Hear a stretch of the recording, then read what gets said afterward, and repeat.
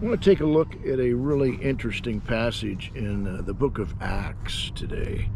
This is in Acts chapter 19. Paul had gone down to Ephesus.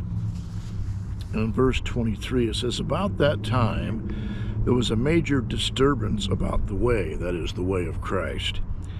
"For a person named Demetrius, a silversmith, who had made silver shrines of Artemis," or Diana, some versions say, "provided a great deal of business for the craftsmen." So this is a religion of profit here, making idols, okay? "And when he had assembled them, as well as the workers engaged in this type of business, he said, 'Men, you know that our prosperity is derived from this business. And you see and hear that not only in Ephesus, but in also all of Asia, this man Paul has persuaded and misled a considerable number of people by saying that gods made by hands are not gods. Not only do we run a risk of our business being discredited, but also that the temple of the great goddess Artemis, or Diana, may be despised and her magnificence come to the verge of ruin. The very one of all Asia and the world worship." So picture this, going into maybe a town that's got a Buddhist temple or a Hindu temple and speaking out against their shrine. How would that shake out today? Man, you'd probably get more flack from Christians today for speaking out against idolatry than you would for the pagans themselves. And that's really pathetic. Paul stirred up things wherever he went. But today, if you stir things up, you're the bad person.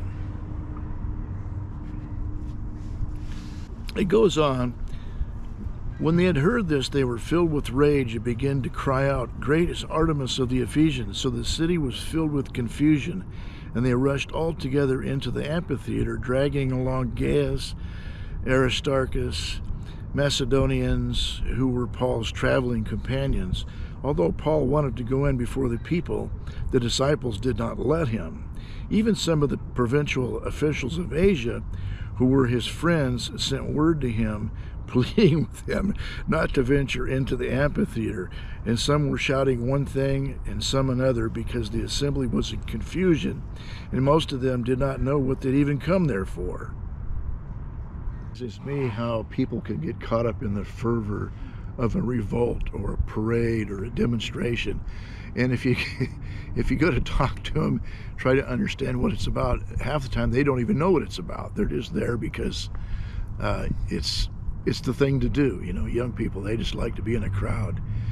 And sometimes I wonder if church isn't that way. Sometimes people like to go to big churches that have flashy entertainment or really loud music or a big stage show, but they wouldn't be caught dead doing street evangelism or going to a home meeting where you simply read the Bible and pray. They go for the glitz and the glamour.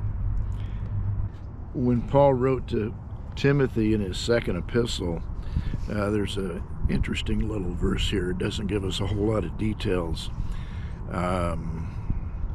But in verse 14, it says, "Alexander the coppersmith did great harm to me. The Lord will repay him according to his works. Watch out for him yourself, because he strongly opposed our words." Now, notice he mentions this guy by name. And quite often today, you'll hear Christians say, well, you shouldn't you shouldn't bring reproach on people's name or discredit people publicly. Well, Paul certainly did. He wasn't shy about it. He warned people, watch out for this guy, and he named him. Now, of course, you have to be a little bit careful, make sure you have your facts straight, because if you don't, they can bring defamation charges against you if you're slandering them without just cause. So it's really important that we got our facts straight when we're exposing problems or pointing out sin in people.